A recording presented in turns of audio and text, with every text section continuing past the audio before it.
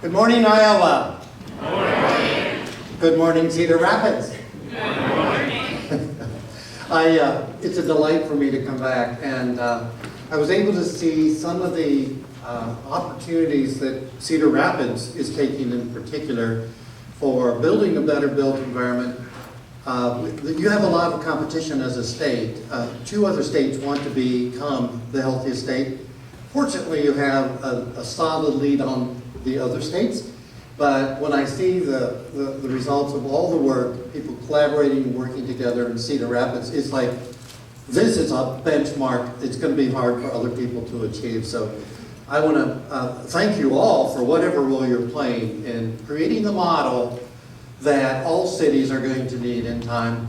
And so my purpose or quest today is to add to that, to help define what that will look like and what steps we'll probably end up taking. I'm going to break my presentation into 2 parts. First of all, the why. Very important when you have to defend why we may be building a street differently or a park differently. You need to know the why, and so the document that we've put in your folders I think will be helpful, but we're also referencing some other documents I think we'll find useful over time. With that, let me go into my presentation, and I want to start by certainly acknowledging that what Blue Zones in my mind is all about is giving every community added lift. That we have to do quite a number of things over time, and what we built out there was not entirely correct. In fact, it was actually very poorly executed, and I'll explain why that happened. But I think it's the backing of Dan Buechner, Blue Zones, and Wellmark Foundation specifically here, that's going to help give every community added lift. And this is Dan Buechner, obviously standing on his head. Dan Buechner and I are brothers, brothers of another mother. But we have followed a common path. And I was the first to be published in National Geographic of the 2 of us. But Dan not only was published, he made the cover. And he is the 2nd most read article in the history of National Geographic. That's a very significant finding. So I'm just totally delighted to be part of your very important meeting. But I want to start with the concept of the built environment. That those things that we did built without the trees, sometimes without even sidewalks, that if we now look at transportation funds, we should never spend another dollar if it's not adding value to the adjacent neighborhood. Not just someplace far out, but the adjacent neighborhood, because that's where health lives. It's where we've done the best to lay out good patterns for our streets, and where we must come back and rescue the center of cities, and then those neighborhoods that surround those areas, and not keep sending people further and further out until they can qualify for a mortgage. That's been what's been destroying our communities. So I like to say that we can go any of 2 directions. We can plan our cities for cars and traffic, and we know the result. We get more cars and we get more traffic. What we could design our cities for our people, create the place, and in doing so, and this is the really great, profound news, we actually reduce traffic congestion. I want to say that we've hit peak vehicle miles traveled in our nation. And one of our measures should be how fast we can continue to soften any of that growth and in time start to reduce it. It's going to be one of the most sustainable patterns we can create, and it's also going to at the same time be the healthiest. So I also like to point out that the greatest stress in all human lives has been pointed out to be, it's very well documented, and I'm glad to follow Bill on this, is traffic. People taking an average 25-minute trip for their commute, it takes them 2 hours to fully de-stress. 2 hours at the beginning of the workday. It also takes them 2 hours to de-stress once they get home from the traffic. So if we can create the kinds of built environments that don't build the traffic, then we're going to build much greater health. And we can illustrate that by looking at the city that had the most money to spend on building its traffic, Houston, and realize that not only do they have some of the most stressed out people in the world, but they also now are the most obese city in the world. Those two go together. I do a contrast here with Guanajuato, Mexico. It's a city that didn't have enough money to tear down their buildings. The auto came, so they had to use their creativity, so they sent the cars under the city. They had all these old silver mines. So they are the great good place for people to live. People are happier there, they live longer and better lives and so on. And Houston is now going to have to catch up with that. So the city that spends the most on the car ends up being the most obese and the most stressed out. The city that doesn't have the money to spend on the car ends up performing the service of handling the car in an appropriate way, but now has the qualities and the beauties of their city. As I was able to speak with a number of your leadership team, these are the notes I took that would be important to cover today. And so the why is going to be really describing what went wrong and how has it harmed us. And then get into the how and show just a sampling of some of the best treatments that are out there. And these are long in coming.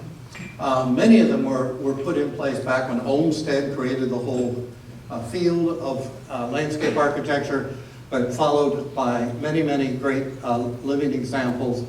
And also I want to really point out the criticality, the importance of biophilic design, so that everywhere we get to live, work, shop, and play, we sense nature. So I also want to set a new barometer, or a new way to measure our success. In the past, we have tasked our traffic engineers to measure success with how little congestion, or let me just say that, because they didn't manage congestion, how quickly they could decongest an intersection and so on. And that has been primarily all that they've been tasked to do. They were also asked to move traffic efficiently. And in so doing, we ended up with the mess that we have. So what we're saying is now, the people in this room, this generation, gets to define the beaker of success for the future. And hopefully green is going to be a very big part of that.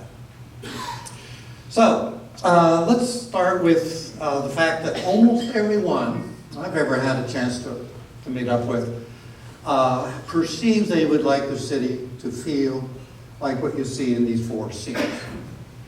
But I want to remind all of us that that person who's perhaps imagining that, standing in the left panel, is standing in La La Land. That's actually Disney World, where he's standing. The real world, whether we intended it or not, became more like this. We paved over virtually everything. And that's not just for the streets, for the actual movement, it's the vast amount of parking lots. So one of the things I hope we measure is how much pavement we can get rid of in a given year and actually have that be part of our scorecard until we reach a point where everything works again. Those of you who've seen past presentations of mine, I always try for the shocker.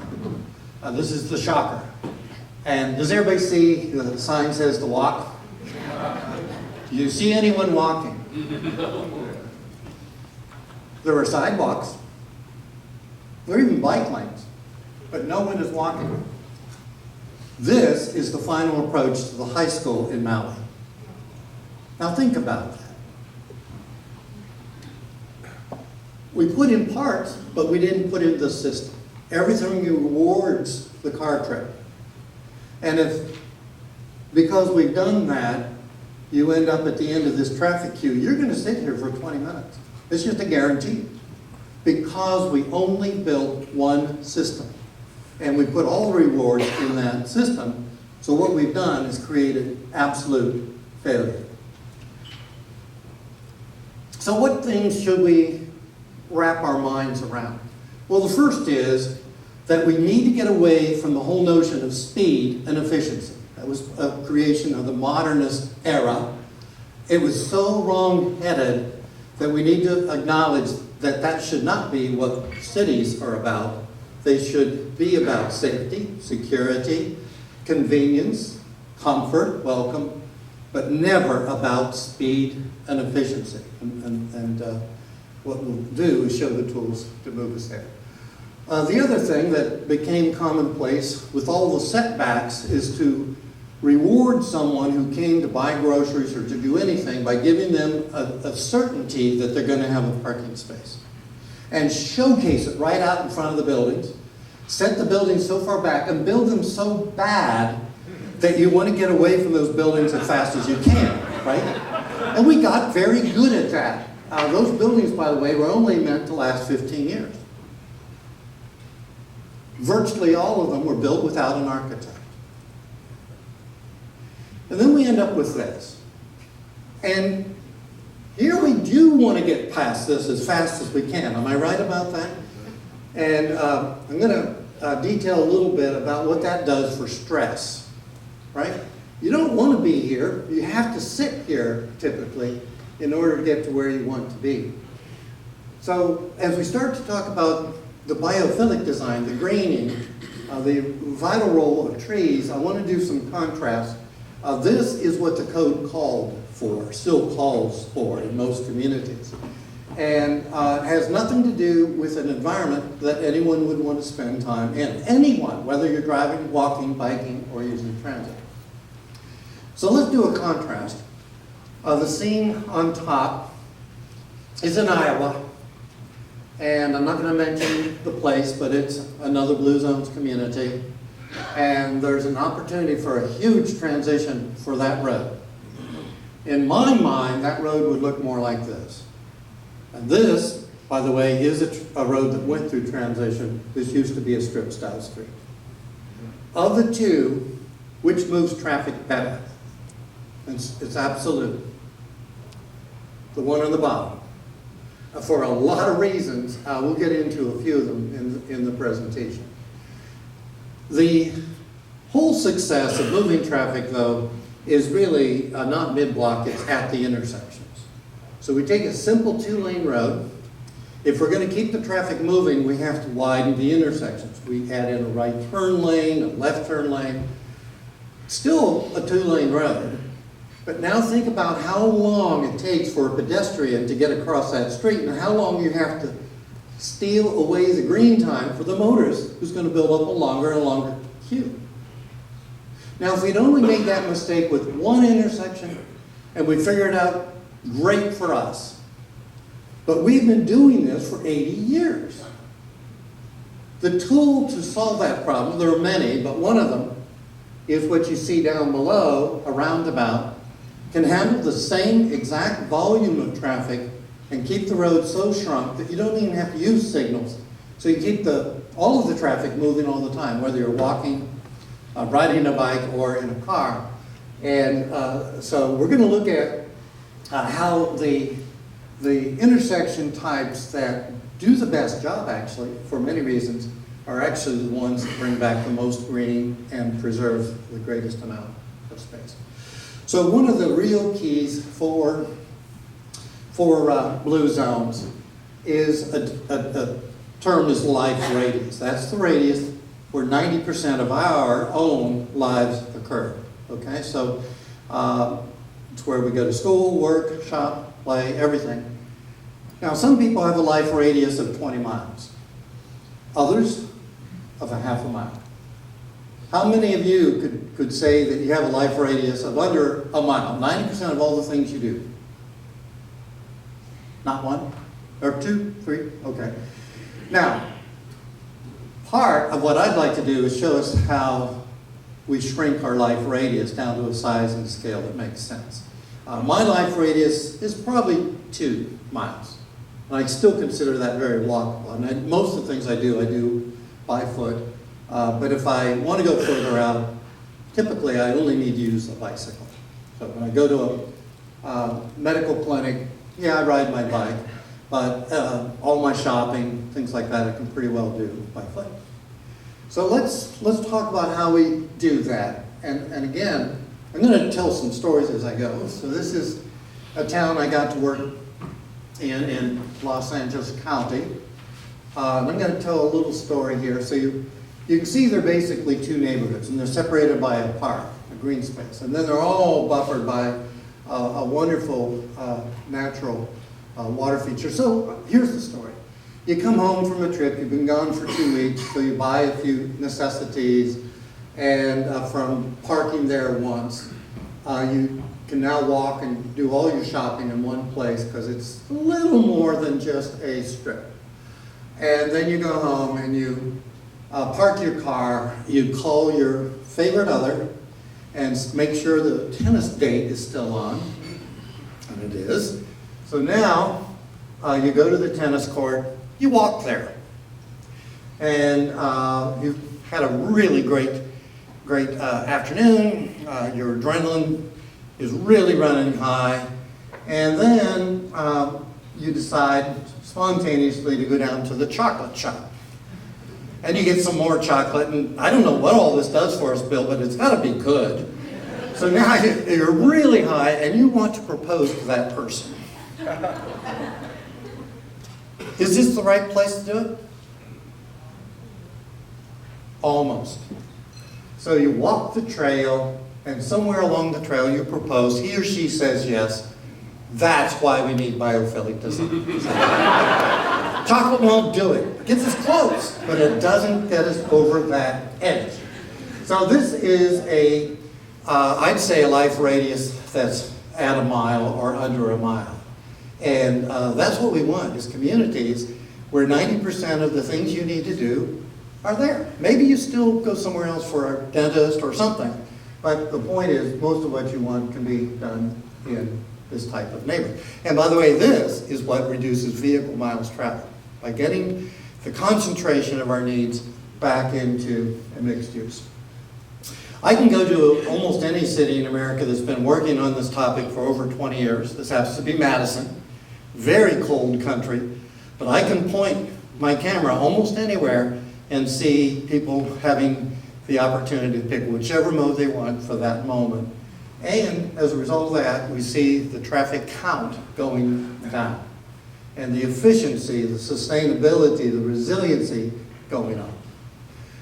So I want to also talk about the importance of coming back and retrofitting an area. This is an area that had been formerly a strip street. In fact, there are still the office buildings set behind these buildings. These are called liner buildings. They're only 20 feet deep. So sometimes the first phase of that is to create the enclosure that's needed so that we get that wonderful green canopy. The building puts the eyes on the street. The wall of trees creates that further sense of enclosure. And now we really do feel good about walking through this space. Take you to the grandest of all walking places in the world. It happens to be here at La Rambla in Barcelona. This walkway is over 2,000 years old. And it truly, per square foot, makes more money than any other place you could dream of. When I'm in Barcelona, I will walk this walk at least 5 or 6 times a day, early in the morning to late at night, and all times in between. And different shopping experiences. I want to say it's over a mile long, but it connects the heart of their old town to the sea. Now, let's talk about some projects I've had the opportunity to work on. When I was first asked to go to University Place, Washington, which, by the way, has no university, and has no place. So I was tasked to create the place. And this is what we did, and it only took about 1 year. They realized that this was a very lethal section of road. In fact, the city manager himself almost lost his life when he was trying to get out to get onto the road. So 1 year later, you can see the new elements, the median, certainly better sidewalks, but you can likewise see we preserved the little forest. That forest is about 4 acres. And it's right at the heart of this town has absolutely no town center. And now the town center is going to be in this space. They bought out the strip and planted a really good place. So the important parts, and we'll talk about these during the presentation, obviously preserve the natural habitat, but make sure we've got trees that are going to grow and really captivate and create the edge. And then the median, in this case. Now, not every street would have a median, but notice how small we could make the median. In this case, we had to. We didn't have any more right-of-way. And this is 9 years later. I think it's profound. But this was not a huge ticket item or dollar item, but in doing this, they vastly created a draw. Now they have a Trader Joe's. Now they have a Whole Foods. And had we not reinvented this road, they would have neither of those opportunities. When we get to a smaller road, this one feeds into the bigger roads. We call it a collector. It collects the traffic through the neighborhood. But again, notice what we've been very careful to do, to really make sure we get good, strong, bold edges. And in this case, the median plays a very critical role. We'll talk more about that in a minute. And on purpose, we keep the lanes down to 10 feet. We put in the bike lane because there needs to be a place for a car to pull into to let the emergency responder get by. So do you see we're building a whole system when we come up with a typical section. So I'm going to share with you first some strip conversions. This used to be a strip street in Vancouver, British Columbia. And now that they've really crafted the people place, the land values went up fourfold. So getting that correct street design becomes very essential. Okay, so let's now get into the economics of biophilic design and how for every dollar you spend, you're going to help the community make $4 on up to $20. And it's just true. But I want to give you where that comes from, why it comes. First of all, let's just look at two parallel streets. These were built by the same developer at the same time. They're both in San Francisco. And the home values on the street with trees can be anywhere from 15 to 30% higher. Now think about that for the developer. If they're going to build parks and add in some other amenities, they want to maximize their value out of their investment. So it turns out people far prefer to live on streets with trees. It's not universal. There are a few people that don't ever want to see it leave. They can pick the other street. And they'll hold down their property values as a result. We can go to big cities and see the same thing, whether we go to London or in this case New York City. Think of the value of that park to anyone working in or living in the buildings in New York City. Now think a little bit about what the value is. So I like to showcase Central Park. It's obviously one of the most celebrated parks, not just in the US, but in all of the world. If you were to be able to get 1 acre out of Central Park, how much would it be worth?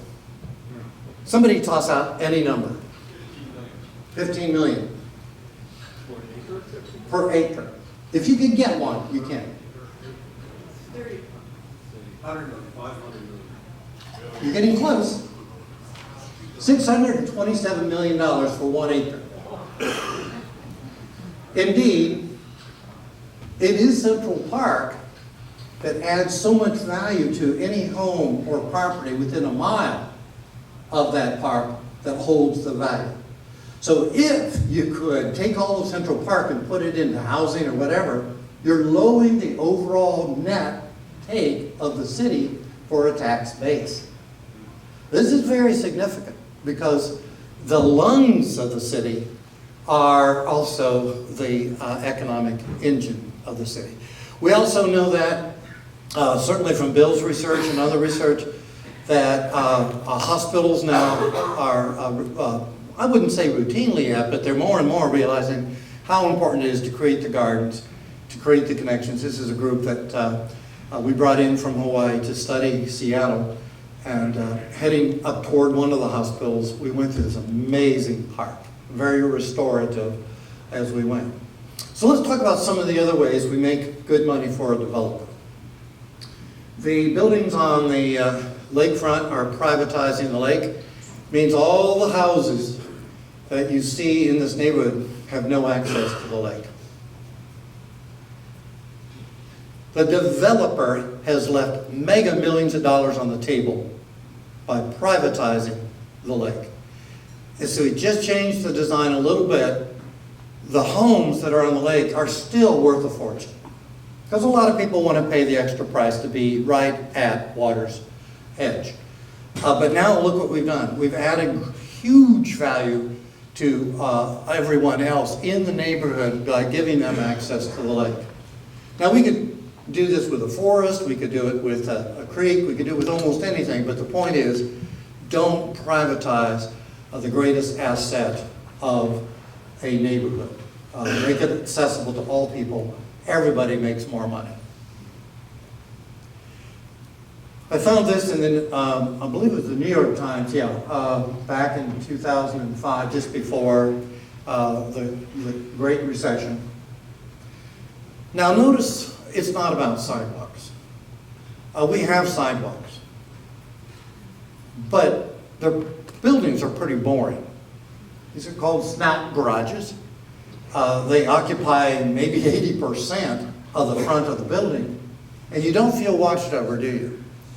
But there were many, many realtors, developers, bankers that said, this is the way you're going to make money. And it just turns out not to be true.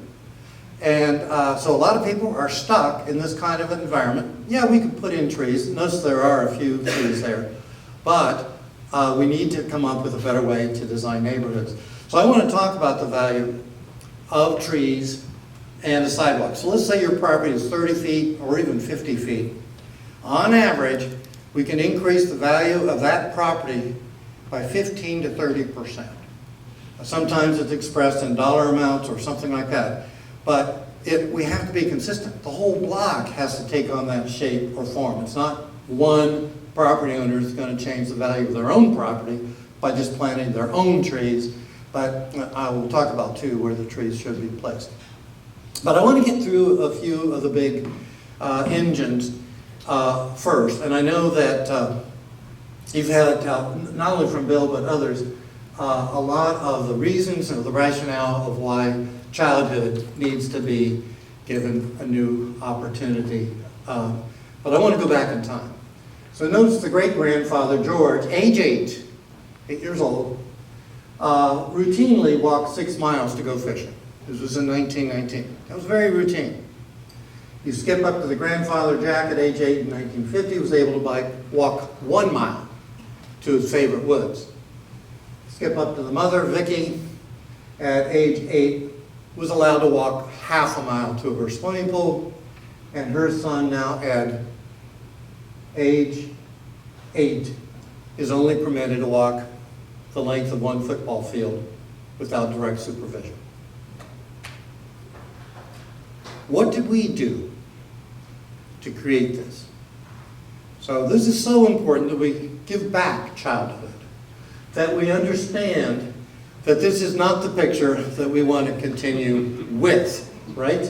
That we need to maximize time outdoors.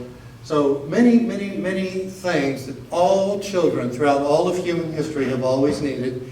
And so I'm going to go through these fairly quickly, but just a reminder that it's getting nature back into design that's going to give children their opportunity to range farther, to be watched over, to have the quality of life that we had when we were children growing up. When I was 8 years old, by the way, my range was already a mile, but by the time I was 10, I owned about 4 miles of woods. I mean, it was just routine back then. I happened to live on the edge of our town, so it wasn't impossible, but we need to get back and celebrate the whole concept of free-range children, right? I mean, we do it for our chickens. It's just a matter of now saying, hey, children, let's do that. But even as we get older, our social needs of working out issues in public, we find out when we're allowed to shove another person, when we probably shouldn't do that. But we learn that in childhood because we're invited out into open settings where we can do that. We have, over the course of my 40 years of experience, really come to realize that the design of our cities really matters to our children, what the crime rates will be. And by the way, I did work in Ferguson over 20 years ago, and Ferguson is just the tip of the iceberg. When I look at all the communities that are now as devastated from a built environment, we need to focus on equity and really start to rescue the centers of our communities. But it also starts with us thinking how important it is to protect, preserve, and enhance the quality of the lives of our children and give them easy access to nature, not make it the hardest thing in the world to do. And if I could wave a magic wand, probably the big wand I would wave would be to get rid of risk management officers. Holy cow! It's like, I'm sure if there is a risk management officer looking at this scene, they're saying, Dan, how could that be? I'm just going to say it must be. That we need children to be able to take appropriate risk. If they're going to be innovative and creative in their own lives, they need to have their curiosity satisfied. They need this to just be a natural part of their lives and for it to be something that they grow up experiencing. By the way, this is, as I understand it, Bill, correct me if I'm wrong, the biggest boulder in all of Central Park. And they did not blow this up and take it away. All the other boulders they had to recreate or bring in. But this one is just a place of magic. When I get to Central Park, this is one of my favorite places to go to. Another town, Golden, it has this beautiful river running through it. It's called Clear Creek. And it's the source of all Coors beer. And, but notice what they did for the children. First of all, they created, by moving some boulders around into the water, created this amazing kayak run. So they get from about a $750,000 investment in nature, they get over $3 million a year where people come there to have a picnic or whatever.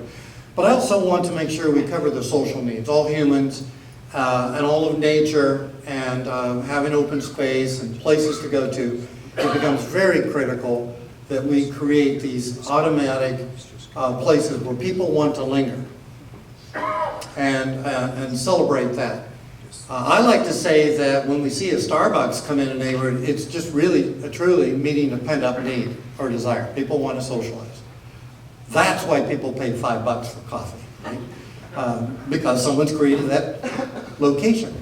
But parks obviously do the same thing. You don't have to spend $5 to go to a park. But think about how important it is for these two gentlemen to get to know one another. They might be in even different socioeconomic circles, but their fear of another human being washes away.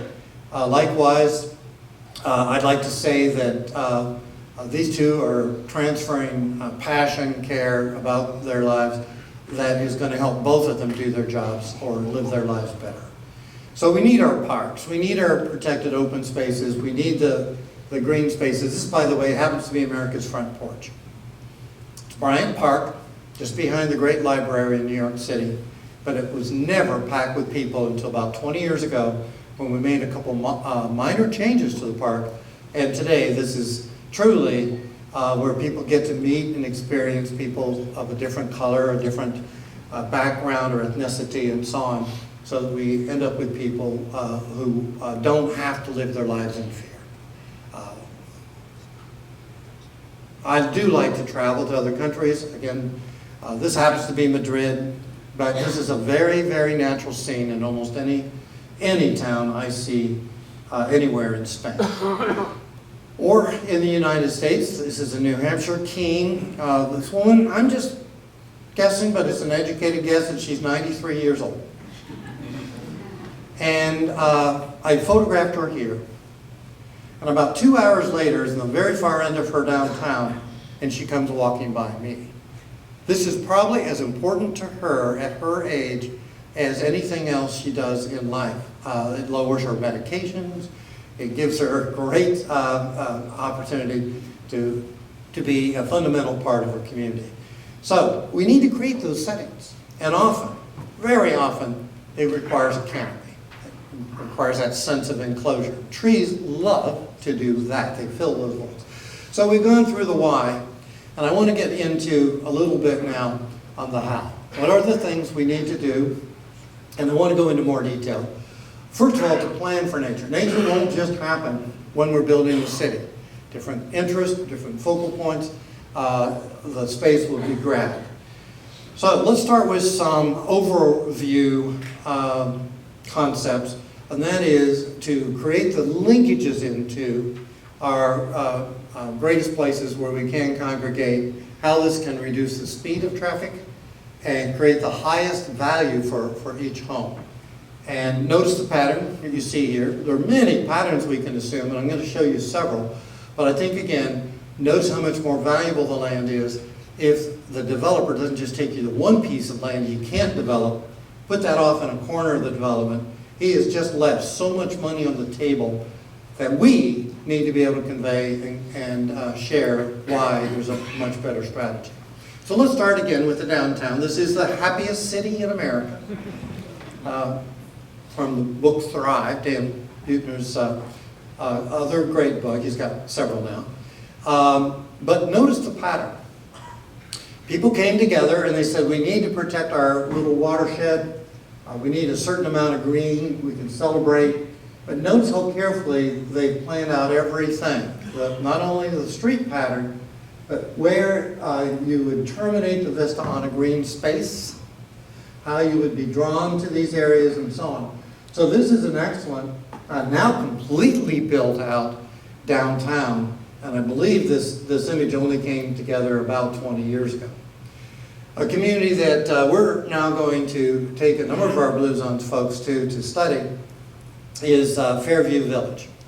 It's in Oregon, and near Portland, and the developer in this case wanted to protect and preserve nature and get in a very huge rate of return for the buildings and building types.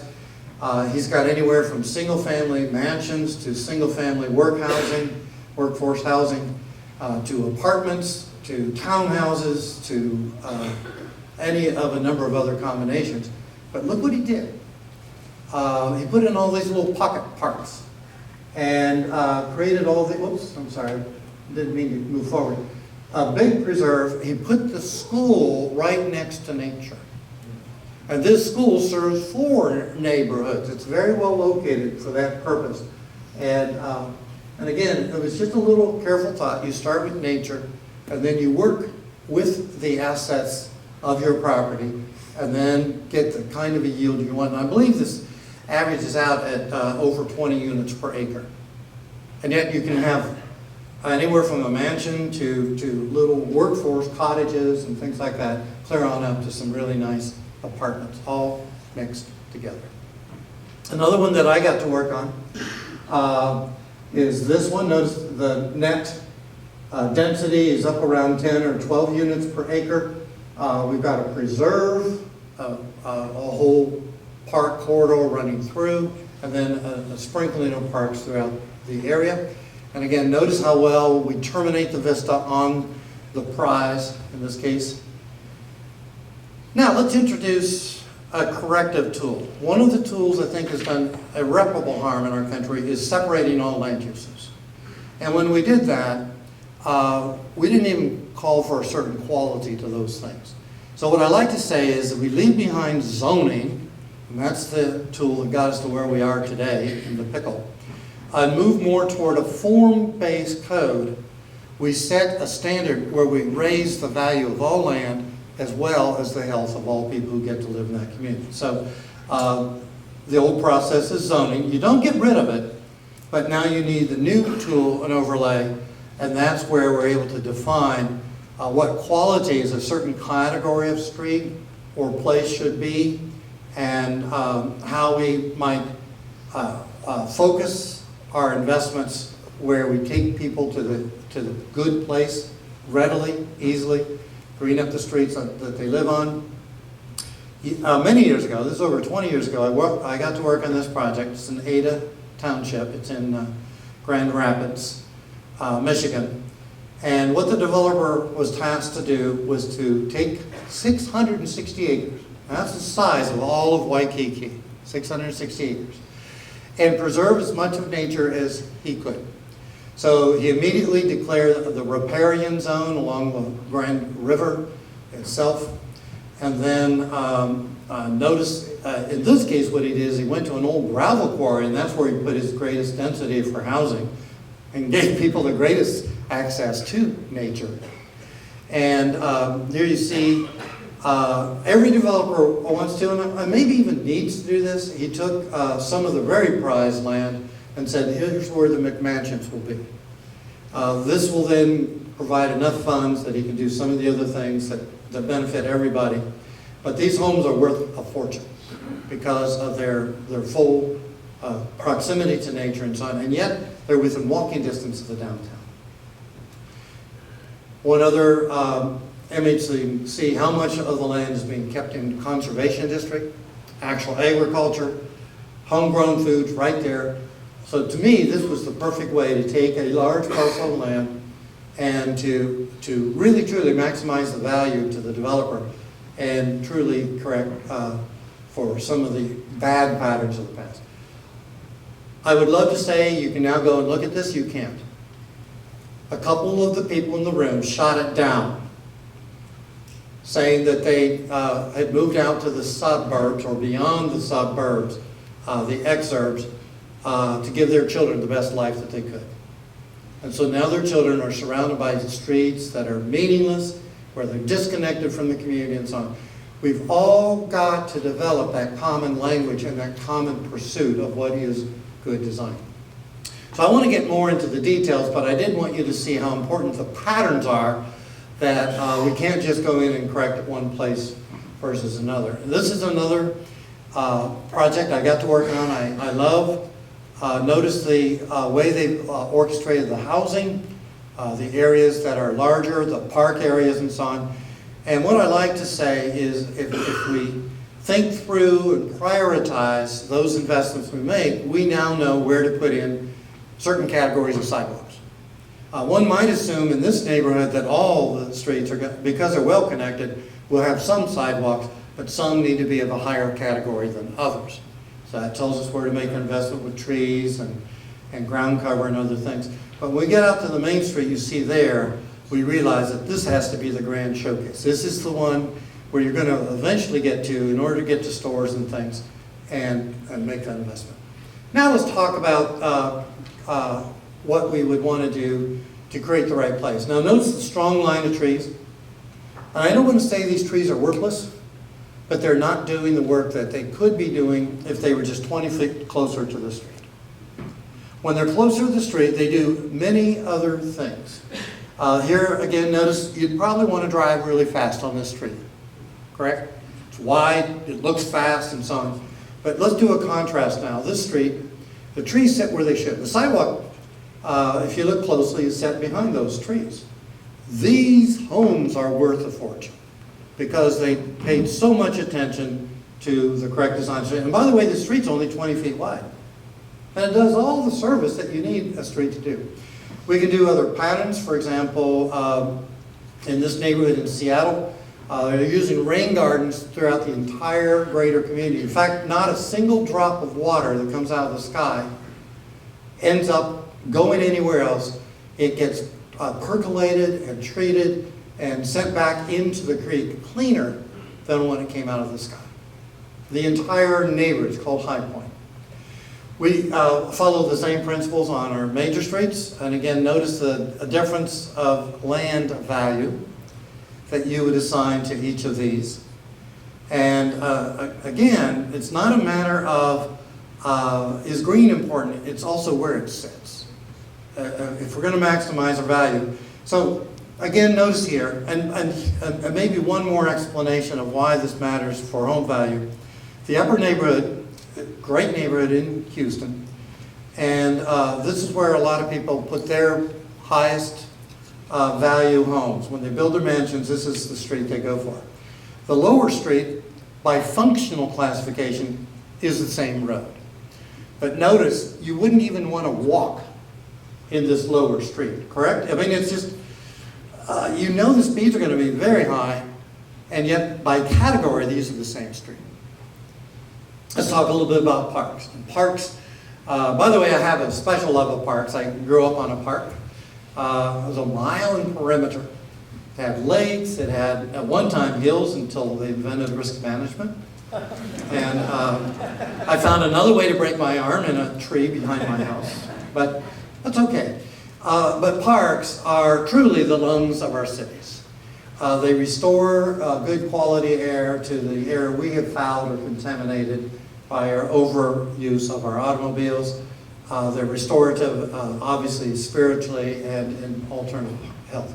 So if we want to maximize not only the number of people who use a park, but the value of every house in a neighborhood, the rule of thumb is try for a park or an open space within 1/8 of a mile of every house.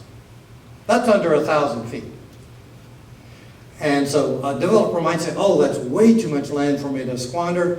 Well, guess what? You just gave up a lot of value on all the homes you built because you didn't give people proximity to the things they love. So I was able to work with this developer. He made a fortune. It was his very first project. Perhaps he didn't know better, but he made more money than anyone else, and he gave people a higher quality of life by insisting on parks being within an easy range of every community. But he also, and I had to nudge him on this, is went out to the principal road, it's called Mission Road. He built his most expensive homes facing onto Mission Road, which means we had to force the county to allow us low-speed travel on a very green street there in order to do it, but he did really well. I want to tell a quick story and show why we need to get everybody on the same page. So this corridor you see, the long corridor you see here, is a very high voltage line running through it. In some cases that would be considered worthless land, but he was going to go for the kind of housing density where he could turn that into a great park, build it himself, and then turn it over to the city. And homeowners' fees would pay for the maintenance of the park. So we'd already made great money on the first two segments that you see to your right, but he had to get the density next to the park high in order to pull out enough money he could build the park and turn it into a great open space. It was a group of folks who called themselves environmentalists that said, we don't like density. Go to a lower density. He repenciled it, did everything he could to hold down on costs, got it down to 9 units per acre, and they came back and shot it down again in front of City Council. Got it down to 7 units per acre, and now the city has to inherit the land. If the city builds a park and a trail, which they did, they have to bear the cost, so all taxpayers pay a huge cost, where a good developer can go in and get the right density and really make it work. We all have to learn in common how to build good open space and protect nature by getting the right densities permitted in order to have the things we want. Once we dedicate parks, this is Winnipeg, I think we should be mixing in some other uses, especially parks over a certain scale or size. Having a good concession. One of the best places I can even dream up to go and have an afternoon meal, you know? Or even a morning coffee. To be able to sit here and look out over the park. Or in another case, this happens to be Savannah, a city of great parks, the squares, right? Boy, champion for the future. With all the things we need, Audubon Park in New Orleans, this is fantastic. But notice the eyes on the park. All the best homes in all of New Orleans sit on this park and give it its value. This is another Olmsted Brothers creation. I don't know if Olmsted himself is still alive. Now, how many more minutes do I have? I want to go through as many of these as I can. 2 minutes, okay. So I want to give you all a free entitlement to go after this publication. It's organic, it lives, but I'm going to go through and just explain a few of the critical ones. The number 1 of the 22 is that we need to add the value to our streets in order to get really high rates of return. So that introduces the concept of completing our streets. To me, this street is incomplete. Does anybody agree with me on that? And I'm going to skip the story, but come up to me during a break and I'll tell you the story, and those of you who get it right win the final exam. Okay. But this street, because of its ugliness, cost this community $30 million. Someone was ready to write a check. So let's start with the traffic myth and the trees.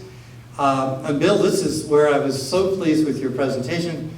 One of my favorite engineers has said this is true, and I think it is, but we need researchers to prove it, that the street above creates the highest possible stress, the street below a very low stress, but it also produces the fewest number of crashes, creates the greatest walking, therefore retail, social life of the street. I think the same could be said even of bigger category streets, that those that are green, that are done to invite walking, create the right atmosphere, they add the value back into that land. A little bit on speed. Both of these streets are precisely the same width. They're 20 feet wide. How fast would you drive on the one on the left? How fast on the one on the right? And we need this. We need documentation. But my way of doing research is I fall behind 10 or so motors on the left, measure their speed, go into the other section, which by the way is the same street, it's just a newer section, measure their speed, and I find 5 to 7 miles an hour faster. In some cases it says here, clear up to 15 miles an hour faster. So as we do streets, and we need to put in all the right tools that are going to help control speed and maximize social use of that street, whether it's a neighborhood street or whatever the category.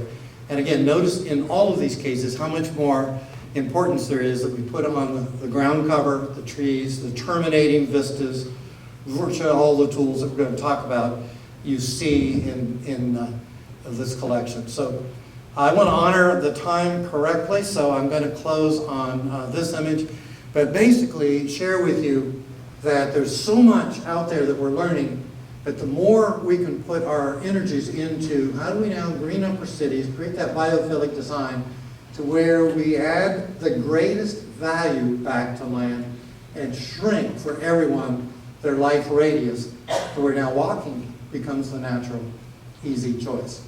And once we get there, we're going to see that our city is going to become more sustainable, more prosperous, more resilient from all the things that are about to happen. And I'll close with one final term I'd like everyone to memorize and know for the rest of your life. The military created this term back in the late 1970s.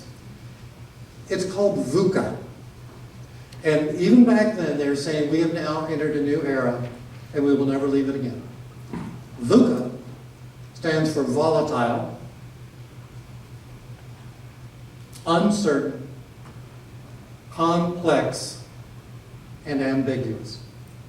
If we're going to have healthy cities of the future, we have to understand we've already entered that era, and we've got to bring everyone together to collaborate, to learn together, to understand, to never argue about something that's an ultimate benefit or good for the community as a whole. And that's why I'm excited that Iowa is going to lead the nation, already you are, in a lot of the ideas being planted in all of the communities, but I'm especially delighted with Cedar Rapids with the things that you are now investing in. And thank you, everyone, for inviting me.